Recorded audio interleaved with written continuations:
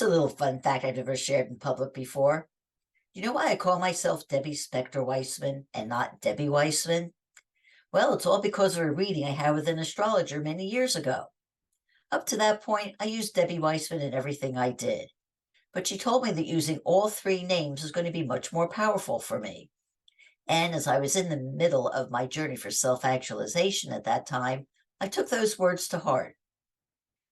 And the funny thing is, I do feel more powerful using all three names. And since then, I've used them on every piece of professional work I do: my books, my website, my coaching, and of course, this podcast. And as an aside, I've been a big fan of astrology ever since. Like dream work, astrology has been around since ancient times, and its results speak for themselves. So many people, from rulers to stay-at-home mothers, have relied on readings to give them guidance for their lives.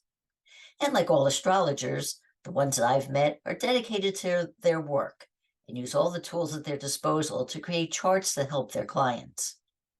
My guest today, Astrologer Michael Spremulli, has a slightly different take on it. While most astrologers use the wisdom gathered over the ages and believe it is given lore, Michael believes astrology should be evidence-based. He practices what is known as vibrational astrology, which uses science in its interpretation techniques. What is it and how does it work? Does it negate centuries of astrological practice? Let's find out. Welcome to the Dream Power Experience, Michael. Debbie, thanks so much for having me. It's great to be here. Oh, it is my pleasure. And Michael, we're just going to start at the beginning. Sure. What is vibrational astrology? Vibrational astrology. What is it? Yes, it's a question near and dear to my heart. Vibrational astrology is the only form of astrology that is in existence that is evidence-based. Now, what does that mean? In real simple terms, it means that there is scientific studies to validate its claims. And I want to jump right on one thing you mentioned during the intro, and that it, of course, builds on the tradition and astrological systems that have been in place for over 2,000 years. But what it does is it hones in on what actually works and what can be replicated based on science and data analysis, and helps us understand some things that might not work as well as we may have thought they have. And just because they've been handed down for years after years doesn't necessarily mean that they're 100%. So that's what enabled me to really gravitate to this, because I have a data science background. Well, how does science actually test this kind of thing? Excellent question. So we'll start with the example of astrological signs. Most people know their sun sign. They're an Aries, a Taurus, Cancer, whatever the case might be. And common knowledge suggests that certain signs will tend to get along better in romantic relationships, whatever that may look like. We've heard that for millennia. Well, that may work some of the time, but here's an example of how VA kind of comes into the equation. David Cochran, who is the founder of vibrational astrology, who is still alive and well and doing research, and he was the one who figured out this system starting in the 1970s. He did a study recently of over 20,000 married couples to see if there was any correlation between which signs connected with which signs to produce a long-lasting relationship. 20,000 cases. This is not, 10 people at a coffee shop. Guess what the data revealed? Tell me. I am going to tell you. And before I get the pitchforks coming at me from other astrologers, I don't make the news. I just report it. There was zero correlation between which signs would fare better with which signs beyond anything that was just random or by chance. So you might be saying, what's going on? How does this happen? In that example, it's not about the signs. It's the planets that pack the most punch. Signs have much less of an emphasis in VA compared to other systems. And as I mentioned earlier, one of the things that attracted me to VA is the data behind it. It's an evidence-based practice, very much like nursing and medicine and genetics testing. We look at the extreme case samples and see what's consistent amongst those, and then look at the data moving backwards to see how that filters down to individuals such as you and I. So it's a little bit of a different process compared to what's been out there for years. It's a more modern approach because it's blending the mysterious, the mystical, the ancient wisdom with modern scientific techniques.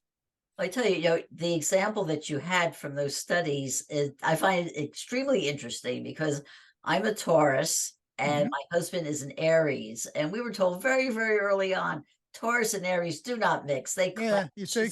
And we've been married a very long time, so Yeah. we make it work. So in vibrational astrology, where the compatibility would be found is in one of your vibrational charts, meaning that there's got to be something that connects people, and there is. And in vibrational astrology, we start, of course, with the natal chart. Everything starts with the date, time, and place of your birth.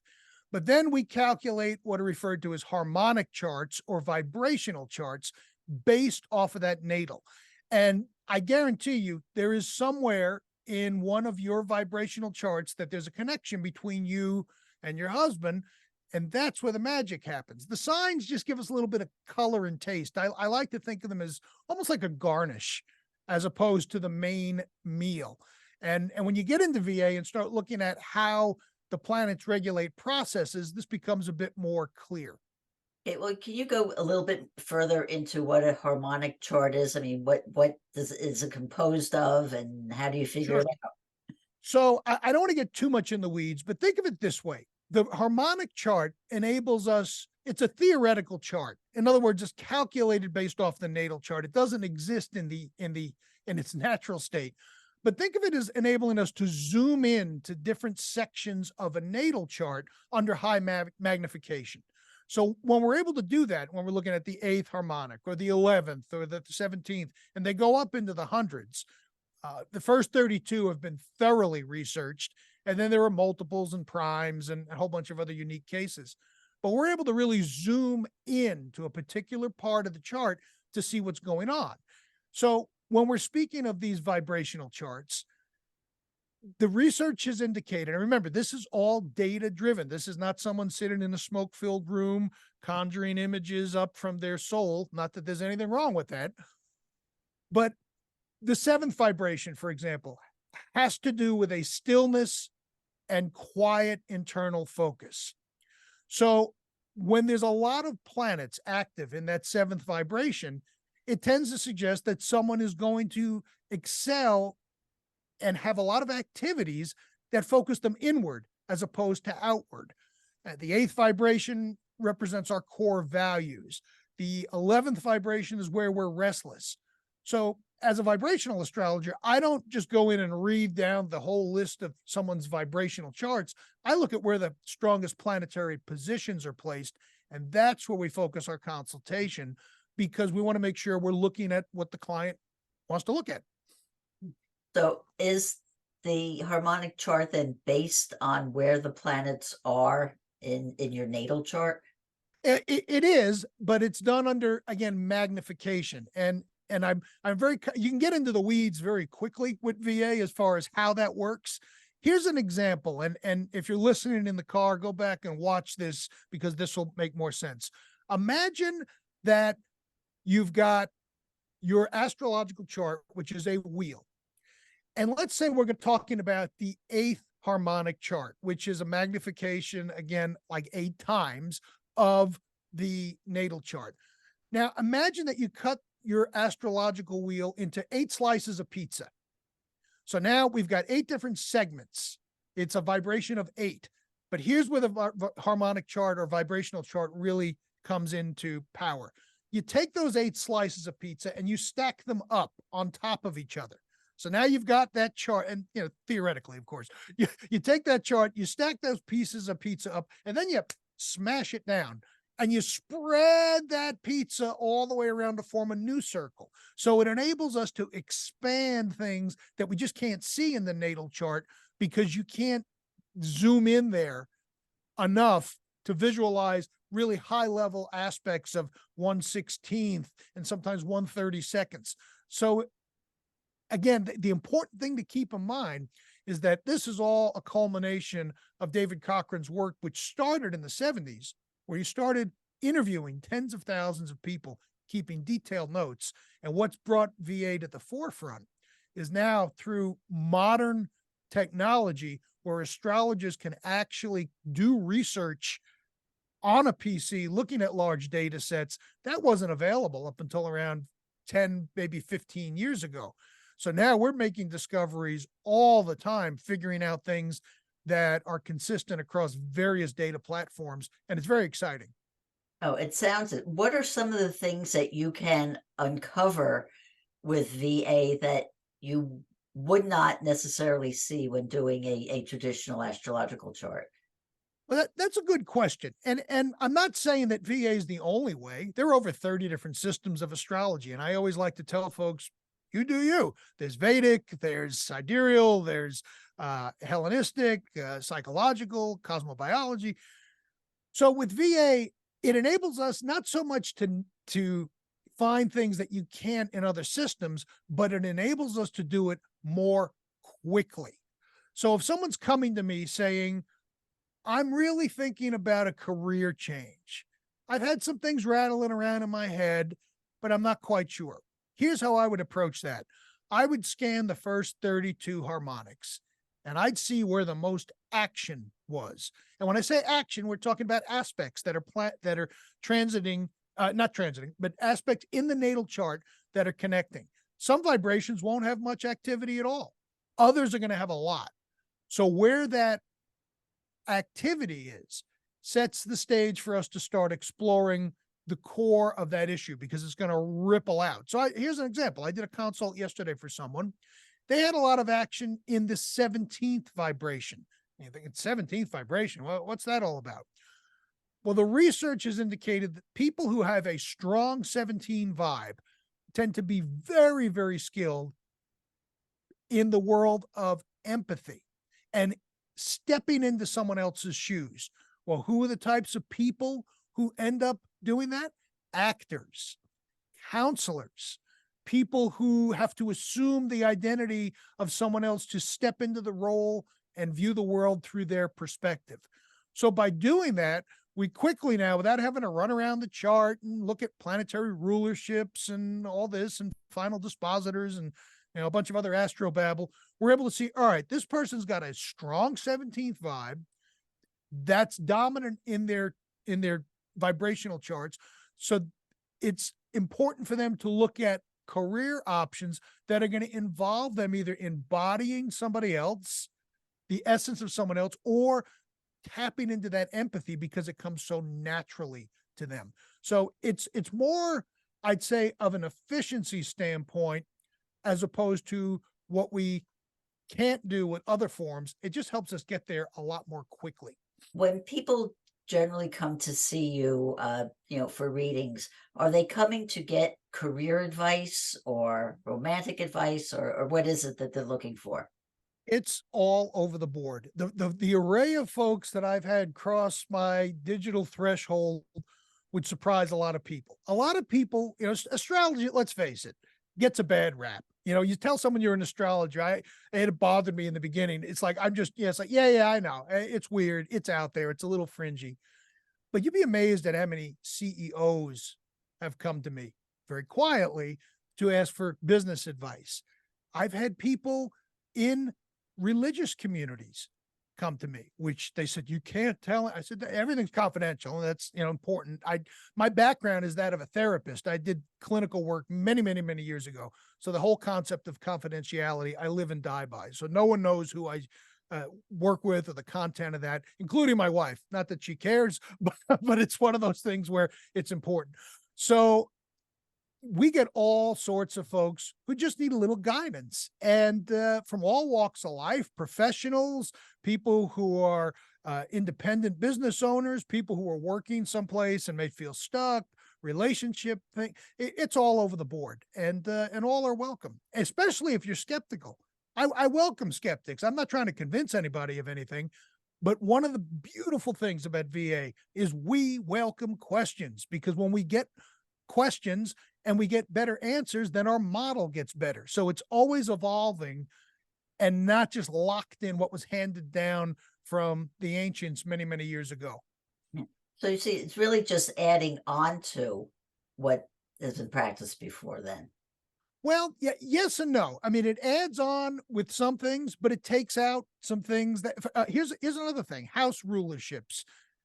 It modernizes, I think, is a better way to explain it. We don't speak in terms of house rulers and lords and what. I mean, they did back in the 1800s and maybe even a little bit of the 1900s, but it updates things, because if you look at astrology going way, way back, a lot of us are still doing it the same way it was done 2000 years ago with minor adjustments. And the world doesn't work that way. The whole idea of gender in astrology, well, that's a male energy or a female energy. All right, maybe under that system, but is that really the most effective way to categorize things? And is there a more efficient, streamlined, and effective way to do it? That's another component of VA. It's VA is like an onion. The more you peel it, the deeper you go, and the more interesting patterns that you see in there. And another piece about VA, and I should have mentioned this sooner. All these other models are based on archetypes. Saturn represents the father potentially in the chart. The moon represents the mother. Okay, that's cool. But where do those archetypes come from? Archetypes come out of something. Archetypes are used to explain an energy or a process or a dynamic. What we strive to do in VA is get to the bottom of what is the energy process that's at hand. That's probably the biggest difference. We're not looking at archetypes, but rather what energy process is at play. And by looking at the planetary configurations, we're able to figure out how energy is optimally designed to flow for you. That's it in a nutshell. And then what you do with that is obviously based up to you. Okay, well, let's say in the astrology that I'm aware of, Mhm. let's say Saturn is in my house of Taurus, or it crosses paths or something, and that Yeah. would mean something. So in your world, does that mean anything, or does it mean something totally different? Not so much, because in VA we're looking at multiple planetary combinations. So the one planet sitting in a house, or even two planets in opposition or in trine or what have you, it's not as powerful. We generally look at a minimum of 3 planetary aspect combinations. So you might have multiple conjunctions sitting together, or 2 conjunctions and an opposition, or a grand trine. Because what if you think of each of the planets as regulating a particular process, and we've got a very defined list that we don't vary from, because again, this is what the data has shown. If you think of, let's say, the sun, Mars, and Neptune, well, let's use that as an example. Well, in VA, the sun represents obviously you, and the current situation. The sun brings things into the light of day. The sun isn't all that fancy; it just sort of is. Mars, the archetype is, well, it's the warrior. Well, it can be, but it's not always the warrior. Mars always, though, is about taking action and getting things done. And someone explained it to me great, another astrologer. Think of Mars as like a slingshot. It's where you're focusing that energy to go do something and accomplish something. And then you have Neptune involved. Neptune is what is magical to us. Could be the ideal career, the ideal mate, the ideal amount of money we're going to make. When we combine the energy of all 3 of those planets, if someone has that configuration in their chart, then they have got this circuit or this wiring or whatever other analogy you'd like to think of, that they have the ability to actively and intensely pursue, that's the Mars piece, whatever it is that is magical for them. So it's a different style of doing that. And as you, to your point, we don't really look that much at individual placements, but rather these patterns, which is where the whole core of vibrational astrology comes from. Okay, do you use vibrational astrology to predict the future? Sure.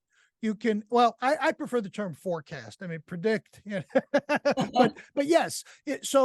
Because we're still looking at planetary transits, and just for the benefit of your listeners, how this happens is your birth chart never changes. That's you. That's sort of like your cosmic DNA. What does change are the planets that are in the sky and the relationship that they aspect or connect to your birth chart. So we look at forecasting through the same VA lens where we're looking at multiple planetary combinations. So I'm not as concerned as a Saturn-Uranus opposition compared, which would be transiting, compared to maybe a 3, 4, or 5 planet transit and how that's impacting with the natal chart. Everything you can do in other forms of astrology, whether it's synastry, which is relationship, relocational astrology, forecasting, looking at the future, those type of things you can do in VA. It's just a different modality and method to get to the end point. Do you in particular do things like predict who's going to win the election or how many? No, I tend, well, first of all, no. There's enough people commenting on politics. They certainly don't need my voice, and I'm not a political analyst. I don't do many public prediction type of things, and that's something I thought about doing, possibly, but it's kind of fun. I mean, I'm always looking at transits. I'm into the current trend. In fact, I've got them up on another screen over here because I just like to know what's going on. And it's kind of cool because when you see what's coming in the sky, energetically, you can almost feel those shifts when you start to work with it. And you, with your work with, discovering your dream life, I know you're tuned into energy and how things change and can change very quickly. And that's just the fascinating piece of this, because if each planet regulates a process, it makes sense that as you change the intensity or the connection of these planets, you're going to feel it differently, more at an internal level. And that's just amazing. It certainly is. Getting back to the whole sun signs and everything. Yeah. So in vibrational astrology, does it matter that my sun sign is a Taurus? In the grand scheme, not so much. I mean, let me describe it this way. It is not uncommon for me to do an entire consultation with someone and never mention an astrological sign or a house. Now, it doesn't mean we can't do that, because a lot of times people say, oh, you hear my big 3, and I'm an Aquarius rising. And okay, well, we can chat about that for a second. So, in Taurus, so here, because we have slightly different interpretations for the sun sign. So you said you're a Taurus sun. Is that your No, sun sign? I actually don't remember right off. Just what's your sign? Your primary sign? Aside from Taurus and yeah. So you were born then as a Taurus. Is that right? Right. Yeah. Okay. So Taurus is your sun sign. So in VA, the definition for Taurian type of energy is to naturally want to allow things to unfold. Not necessarily have to get it done right now or rush. It's not the same stubborn energy of a Taurus. Yeah, maybe you can be stubborn. I don't know if you're stubborn or not. We're just meeting each other, and that, I guess we all are at some point. But just from that piece there, would you say that your approach to life and your work and the podcast and everything else, is it something that you're just crunching and driving and hard intensity, or is it more, let's set this up and slowly let it unfold and see where things go? Which of those resonates more with you? Oh, it's the second one for sure. Yeah. So you see, that's a quick example of how the signs, they give us some colors. So that tells me, all right, that's kind of running in the background, but that in and of itself, it gives us limited information. Now, what does that look like? Then we get in and look at the aspects. So there is a place in VA for sun sign stuff, but again, sort of like that garnish. And I hope that example gave a little taste of what that's like. Oh, I think it does. Have you found an increase in the amount of people who are interested in vibrational astrology? Oh, it is, I suspect, and this is just me doing a prediction that's not based on the astrology, over the next 5 to 10 years, you're going to be hearing a lot more about VA because we're finally at the point where astrologers are actually conducting quality research with people who know how to do research.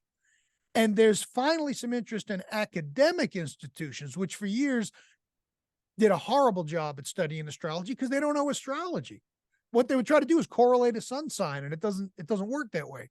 But there's traction being made where I think you're going to start to see more prevalence of VA because of the fact that it is evidence-based, and some academic institutions are beginning to look at this saying, maybe there's something here, because there's a lot of concepts in VA that are identical to the concepts that are in physics, which is very interesting. Same type of theories, same type of the whole idea of entanglement theory. One thing here affects something over here, and that's very exciting. Oh, it sounds it. Well, Michael, how'd you get interested in astrology? Someone gifted me a reading many, many years ago. I knew nothing about astrology other than the horoscopes that I read in the paper, which have nothing to do with professional astrology. Even though I do daily updates, I equate them to the junk food of the astrology world. A little bit is good. You don't want to make any life decisions off of that. It gives you a general tone. But I saw this astrologer many years ago who knew nothing about me except my birth date, time, and location. And she proceeded to explain my life up to that point, included current situations I was dealing with, and I did some forecasting, and that's where the seed got planted. I had no intentions of becoming a professional astrologer in my early formative years, but as things unfold, now you mentioned Taurus for a second. I have Taurus if we're using traditional astrology, and you can blend certain factors from one element to another. I have Taurus at my midheaven, which is the career section of the chart traditionally, which if we look at it through that lens, it's like, well, I couldn't have done this sooner if I wanted to. It needed to unfold naturally, as opposed to me saying, I'm going to be an astrologer. It just sort of morphed. And then I started getting books and reading and studying, and then got professional software to do the calculations. And the rest is history, as they say. Well, Michael, how can people find out more about you and your work? Sure. So they can go to blueridgeastrology.com. I've got a special gift for your listeners who've made it this far, and that is I normally sell 1 month transit reports, which gives you a personalized forecast for you for an entire month. Normally sell them for $10 a piece. But if you use the code DREAM at checkout, that'll zero that out, and you'll have that with my compliments. So all you got to do is go to blueridgeastrology.com, click on transit report, select the 1 month option, and type the word DREAM in the checkout box, and you'll get a free transit report with my compliments. You can also find me on all the socials. I put daily updates on TikTok and Facebook and Instagram, all under the same moniker, Blue Ridge Astrology. We've been speaking about vibrational astrology with Michael Spremulli. I hope you've enjoyed today's program. If so, please hit that subscribe button so you don't miss out on any future episodes. Until next time, this is Debbie Spector-Weissman saying, sweet dreams, everybody.